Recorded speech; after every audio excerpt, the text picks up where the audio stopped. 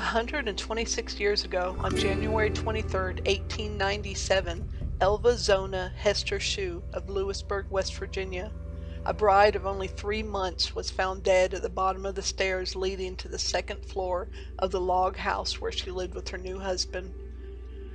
Her body was discovered by a neighbor, a boy of 11 years old named Anderson, who did chores for her.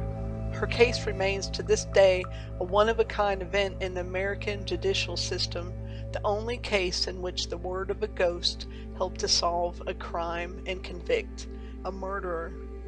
So let's go back in time and retrace the story that has become the Greenbrier Ghost legend. Elva Zona Heaster was born in 1876. She preferred to be called Zona, so that's what we're going to call her.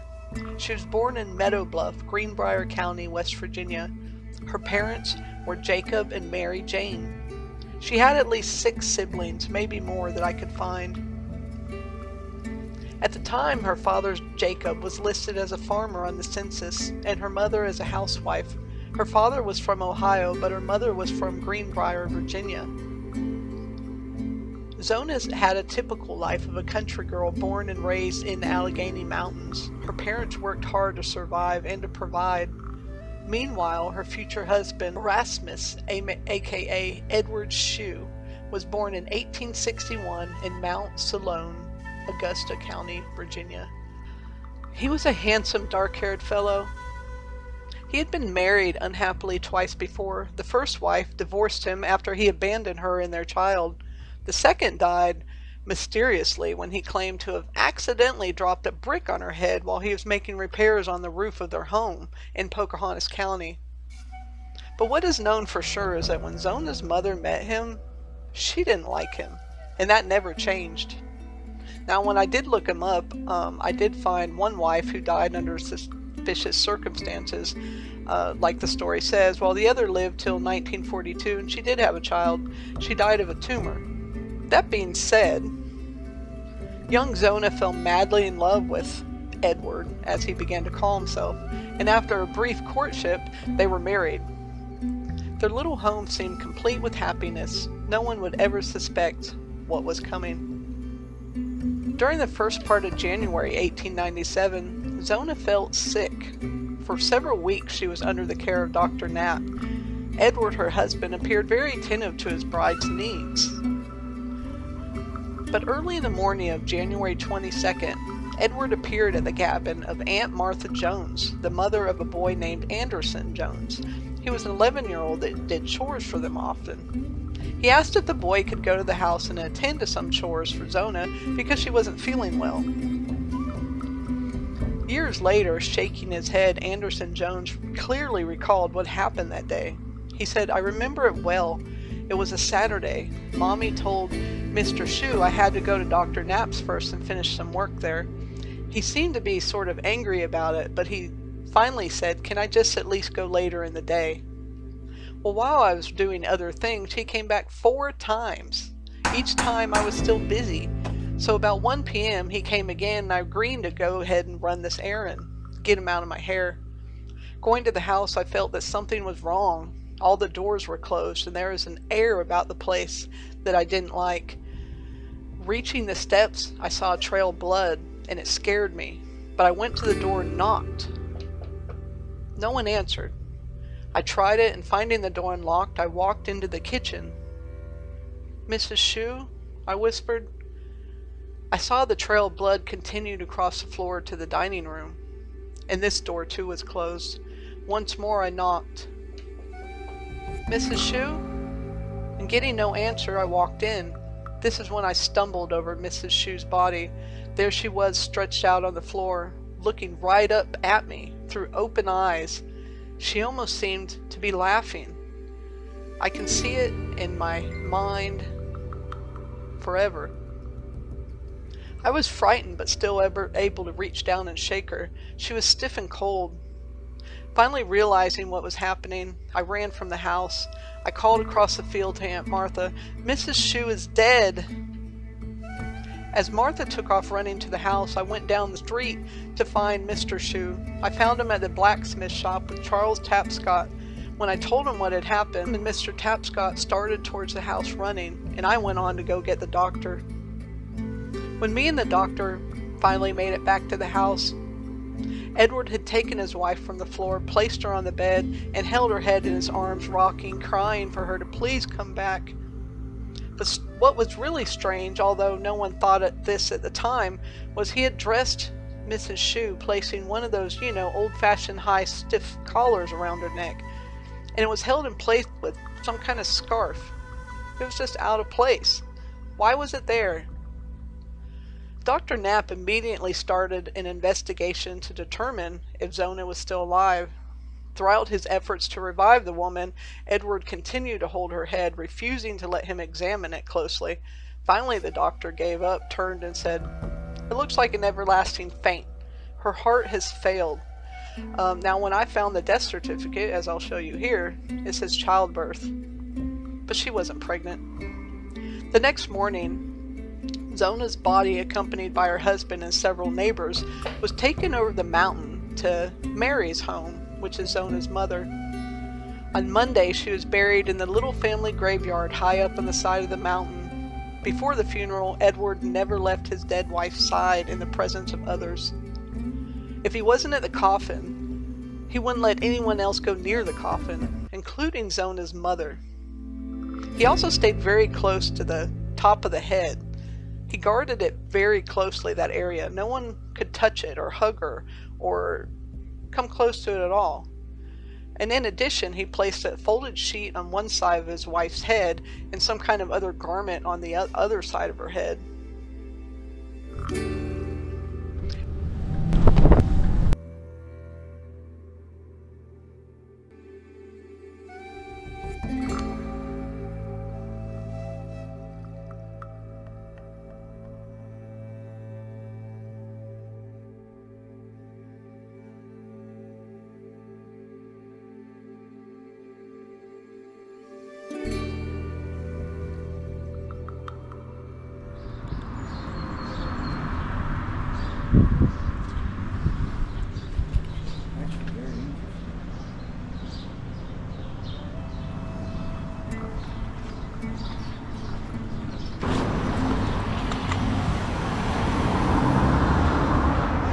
Greenbrier County Courthouse, constructed 1837 by John W. Dunn, well-known local bricks mason.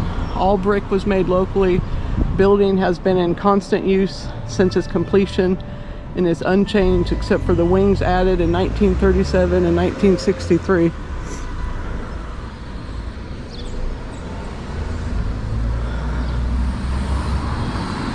So this is also where the historic Greenbrier Ghost case was heard.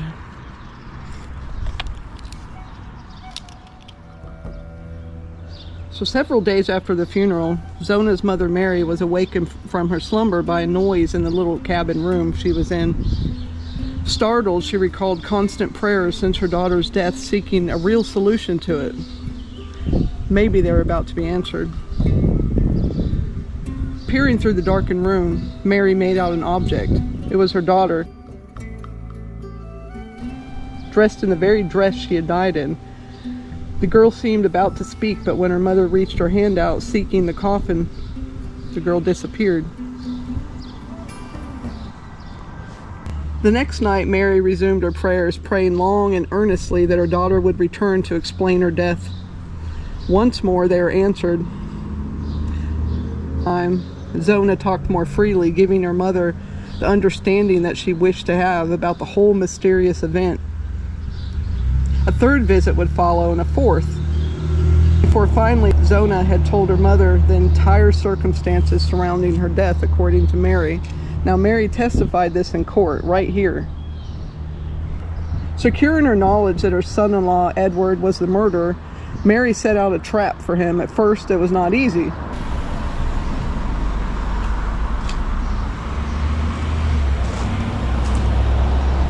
Neighbors listened a little sadly to her unusual story, but merely shook their heads. She had lost it. And authorities offered very little additional comfort. But several days later, her brother Johnson who he believed Mary's story, and he believed it had foundation to it. He knew his sister and he knew his niece. He went over the mountain to talk with Edward. Their conversation further aroused suspicions. Then, after talking to Anderson Jones, the boy that had found Zona in the first place, and others that had been present at the house when his niece's body was found, he was convinced that his niece was a victim of foul play. So together with Mary, they went to Lewisburg for a conference with the prosecuting attorney, John A. Preston, who was one of the most brilliant lawyers of the day. So Preston had already heard this weird story, his words, which had spread around the country like wildfire, but he gave very little credence to it. But now this girl's mother was before him, sincere in the way she felt and wanting to set a trap for the murderer. For several hours the three talked, and eventually Attorney Preston was convinced maybe Zona had been murdered. So the wheels of justice began moving in one of the strangest and most fantastic murder trials ever held, and it happened right in this building. I wish we could get in.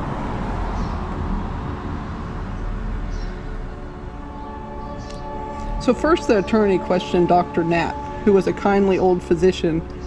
He admitted his verdict of heart failure and childbirth as a cause of Zona's death. It could be wrong, but she'd been sick. But circumstances surrounding her death had given him a case for some suspicion. Both men agreed an autopsy would prove what Mary's strange theory was true. If it was not, the examination would at least serve to relieve the aching heart of the saddened mother and throw undue suspicion off of Edward's shoulders. There was a fort here. This was an old military fort. And I mean, if you look at Lewisburg now, it's a beautiful town, you know, really beautiful buildings. I mean, such a beautiful building.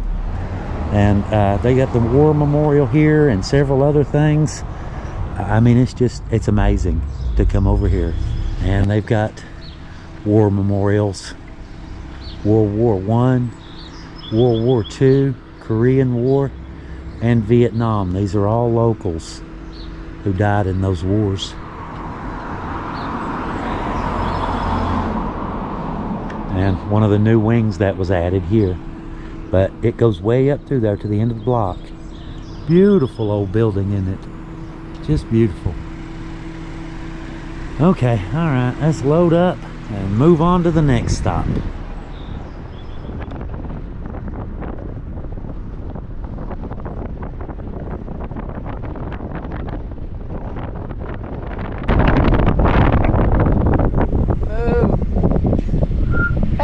Hi there. What y'all doing? You got a lot of flies around you. I'm sorry about that. And look at them flies. Yeah, like alligators. That's terrible.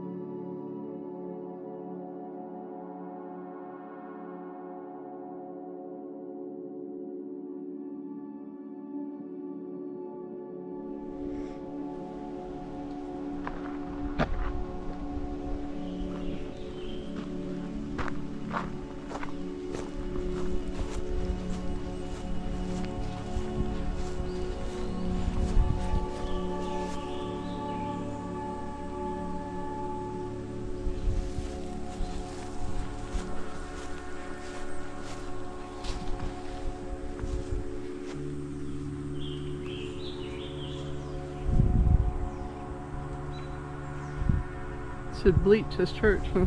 Yeah, pretty old church though. And it's old. yeah, it is.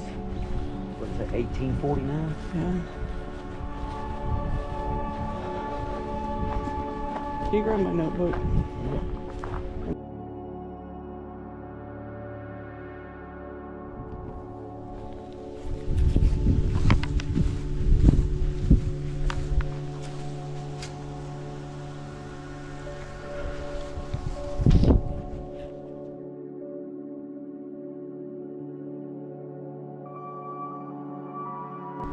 So the next day, Preston, the lawyer, and Dr. Knapp went to the mill and informed Edward of their plans. They ordered him to accompany them over the mountain to Zona's grave. In addition, they took Aunt Martha and little Anderson along. It's said that Edward vigorously protested against such action, but he went anyways. He didn't want to refuse the little investigating party and look suspicious. Throughout the long journey, he kept muttering, "I don't know what in the name of God they're taking her up for. They're not going to find anything." Reaching the mountain grave, Preston ordered several neighbors to exhume the body of Zona. Such action, although commonplace today, had never been heard of in Greenbrier County. So it was only after considerable argument and threats of arrest that lawyer Preston succeeded in having the coffin raised from the grave and carried up the road to the schoolhouse. Now, I looked for the schoolhouse. It's a one-room schoolhouse, but I can't seem to find it. Maybe I'll get lucky and find it and add it on to this video, but as of now, not so much. So the children were excused from the schoolhouse the day before the examination could be done. Edward was taken along to the little building as well, then required to remain in the room while Dr. Knapp performed the autopsy. First, the physician searched for poison, but found no trace of it. He worked over the body for hours, seeking a cause of death.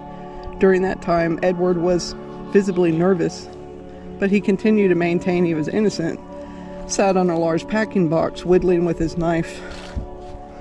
Anderson Jones, the young boy that found Zona, was also present during the entire examination. The autopsy lasted 3 hours, and with the doctors working under the dimming light of the kerosene lamps, a group of 5 men had been assembled to watch the autopsy, which was carried out by standard methods in the rural mountain area at the time. "We found your wife's neck to have been broken," one of the doctors offered. Edward's head reportedly dropped and an expression of sadness crossed his face. "They cannot prove I did it," he whispered. A report listed in the newspaper observed that the discovery was made that the neck was broken and the windpipe mashed. On the throat were marks of fingers. The neck was dislocated between the first and second vertebrae. The ligaments were torn and ruptured. The windpipe had been crushed at a point in the front of the neck. Zona's body was placed once more in the little grave, but this time at Soul Chapel Cemetery. I'm not sure if that's where she was originally, but that's where she was put this time. Edward was placed under arrest by Sheriff Hill Nickel. The authorities started back with him to his home at Livesley Mill. Edward was arrested and charged with murder. He was locked up in the jail in Lewisburg, where he eventually was indicted by a grand jury and was formally arraigned for the murder. He immediately entered a plea of not guilty, but the testimony offered by Zona's mother and her spirit visit, along with the evidence shown at the schoolhouse, was damning. Edward was then transferred to West Virginia Penitentiary in Moundsville, where he served until his death in 1900, 8 years later. So a lot of people thought that Edward should have got the death penalty instead of life in prison, and a little posse actually gathered together and was going to break his neck, they said. But the plans were disrupted. And here is Zona. That is wild. And she is next to her mother.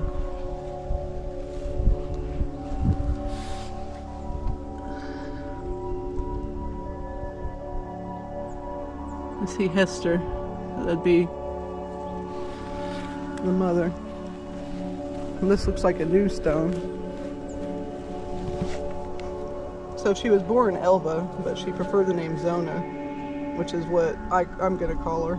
I've never heard anyone call her Elva. So I wonder how she feels about being the Greenbrier Ghost.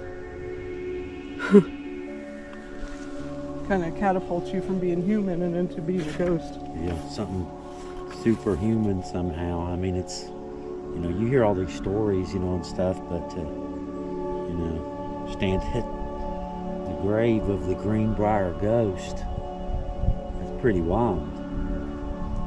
So Zona's memory still lives on and is noted in a historical marker near her burial site out here. We must have missed it. And she is known as the Greenbrier Ghost, and she will be forever. People all over the world know her and know what her name is and her story. There's been countless YouTube documentaries, TV documentaries, etc. on her, and none on Edward. So people will remember her name forever, but what was her husband's name again? Do you remember? Bill. It's exactly my point. I'm gonna fix these flowers real quick since we're here. Well, we came very far to bring you this story. We hope you enjoyed it.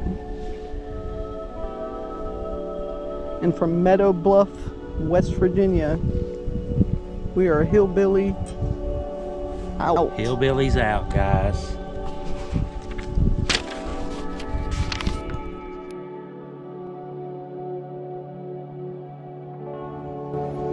So I'll be honest, I was a little bit nervous even about coming down here today to see Zona. This has been on my bucket list for a good 10 years. And if it weren't for you guys watching and helping to support us, we wouldn't even be doing this. So I just want to thank you for helping me do something that I've wanted to do for a really long time. And I hope Zona is at peace. And I really enjoyed making this video. So thank you guys very much.